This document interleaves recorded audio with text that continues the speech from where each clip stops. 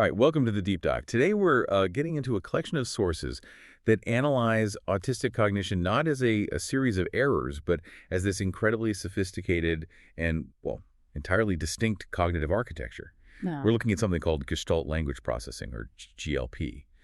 And our goal here really is to move past all the clinical labels to understand it as a coherent way of knowing the world. Uh-huh.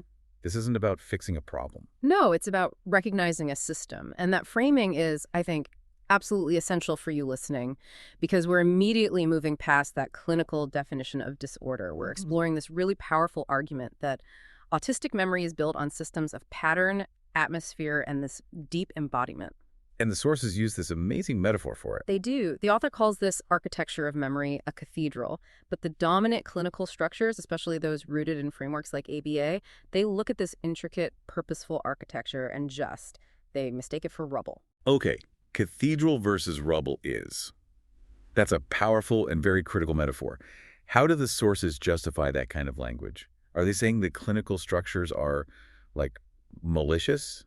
Or just completely misaligned? They argue it's a failure of recognition, so misalignment, but one with really harmful consequences. The clinical world, they come in expecting to see these linear narratives, ordered lists. That's their whole analytic framework. Right. And when they encounter gestalts, these whole fused chunks of sensory and emotional meaning, they don't see organization. They just see non-compliant pieces that they have to put down to fit their system. Which brings us to that core concept you mentioned. The nervous system isn't a faulty filter. The sources insist it's an instrument tuned to a different key.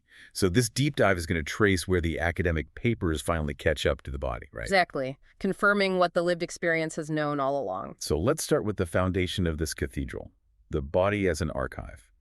The research we're looking at, it just completely rejects the idea that cognition is some abstract process.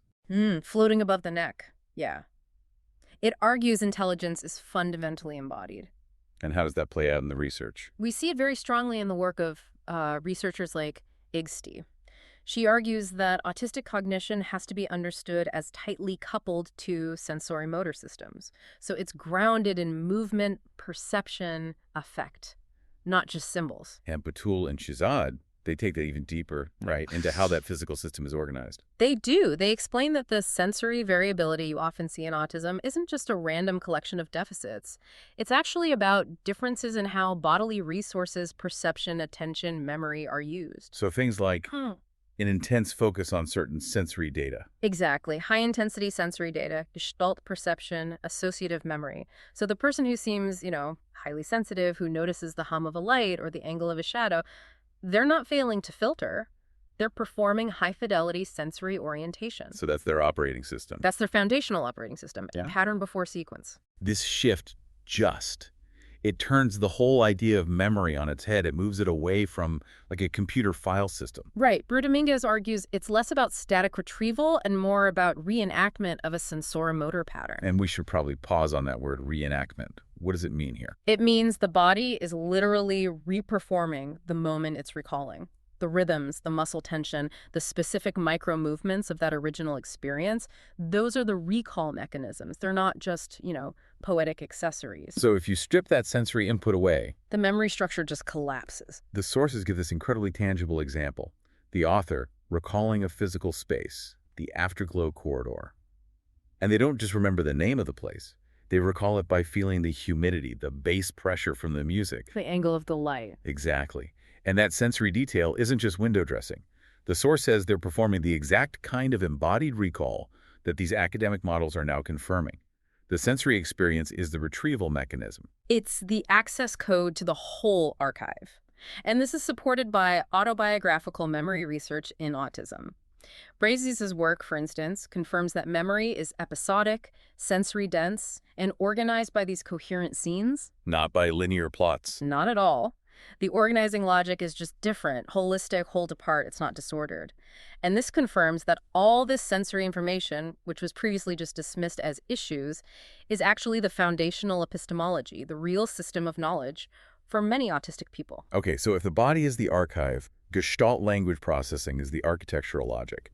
Let's break down how this whole-to-part thinking actually works. Right. So meaning arrives as a field It's the tone, the atmosphere, the posture, the rhythm, and it arrives whole and already meaningful. You don't have to assemble it from little pieces. Meaning is whole first. Exactly. The source is called GLP Mind's different cartographers, working from the landscape to the landmark.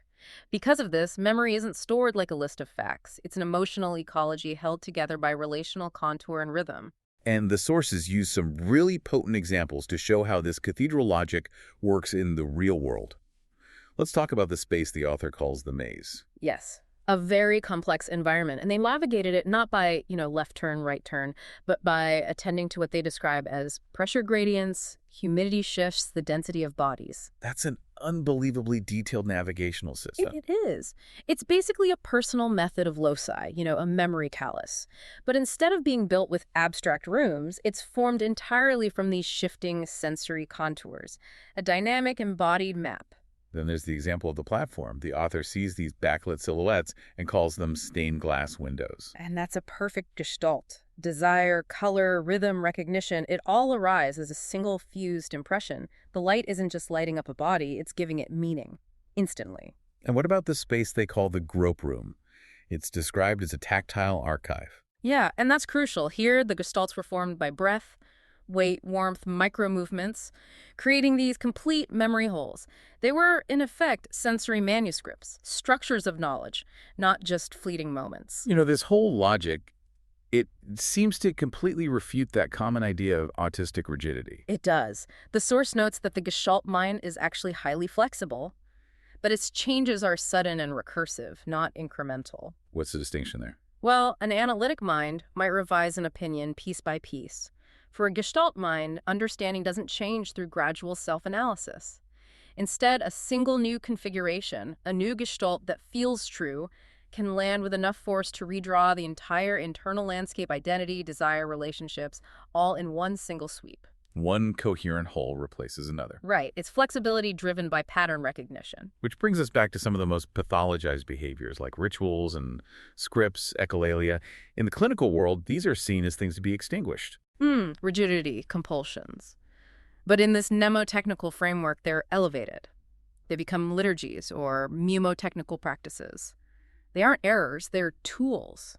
Tools for what? For coherence. They stabilize the sensory field, they provide structure, they act as a sort of preparatory chant that readies the nervous system to absorb intensity without fragmenting. They're stabilizing rituals. So this sophistication leads us straight into the core conflict, doesn't it?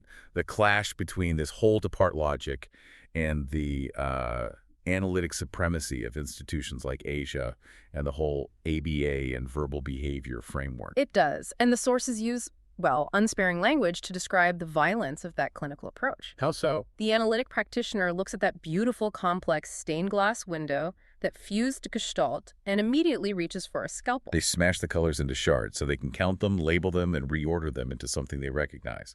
The source calls it destruction disguised as insight. And let's be really clear for you listening why it's destruction. The meaning is in the relationship between the colors, the rhythm, the entire sensory field. So when you break it apart, you sever the very contour that gave it meaning.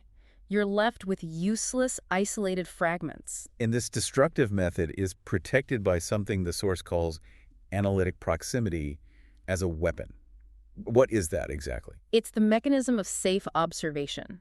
So professionals claim authority. We work with autistic children. We're the experts. But they maintain this comfortable distance, So they're close enough to observe and classify. but far enough away to avoid accountability for the harm they might be causing. They never have to actually experience the Gestalt loss they impose. That proximity becomes a shield against real understanding. This sounds a lot like what's called epistemic violence. The demand that autistic knowledge has to be recoded into the dominant analytic structure before it's seen as legitimate. Precisely. The core argument is devastatingly simple. Dismantling these gestalts is not support. It's not teaching language. It is erasure. Because the gestalt in its natural, complex form is the language, the memory, the coherence. So this really forces a choice for everyone, therapists, researchers, the community. Yeah. We either keep letting Gestalt processors be defined as defective analytics who need to be fixed and segment. Or we take seriously the idea that this is a legitimate, sophisticated way of organizing experience that should be allowed to stand on its own terms. Mm-hmm. And if we choose that second path, the path of recognition, we're embracing the practical methodology of the autistic mnemotechnical tradition as a kind of formal countercanon. Tell us more about what's in that countercanon. What does it teach us that the analytic approach misses entirely? It holds that safety is atmospheric, not just behavioral. It's about managing the coherence of a sensory field. It teaches that desire is relational, not just individualistic. And I think most powerfully, it argues that deep nonverbal touch can be epistemic. Epistemic. Yeah. Meaning it can transmit knowledge. Yes. It can transmit history, coherence, instruction. It's not just for comfort. It's a channel for receiving knowledge. The implications of this for research are just huge. The sources call the current methods methodological chauvinism. And you can see why. You can't scientifically analyze a cathedral while insisting you only see rubble. You can't refuse to step into the sensory field or demand that memory only be studied as a distortion of a linear narrative. And for practice, for therapists on the ground. The implications are profound.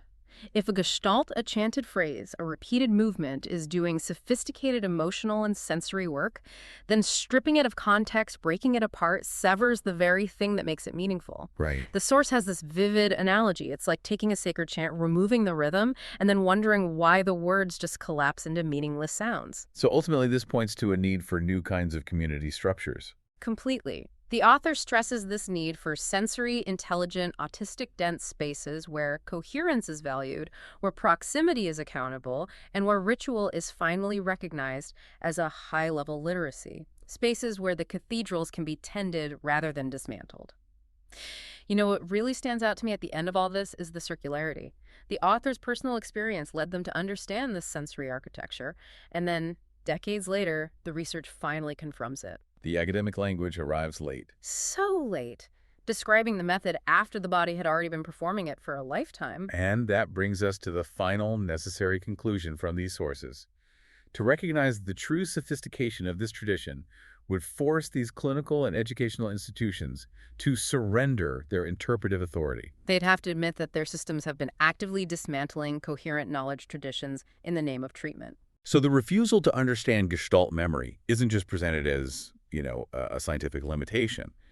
The sources identify it as a political choice, a choice to protect analytic supremacy and maintain control over what counts as intelligence. Yes. So what does this all mean for you, the listener? The provocative thought we want to leave you with is this. What are the broader societal implications if we start treating cognitive differences not as neutral scientific puzzles, but as political acts of either preservation or erasure, the preservation of the cathedral or the insistence that it must be reduced to rubble?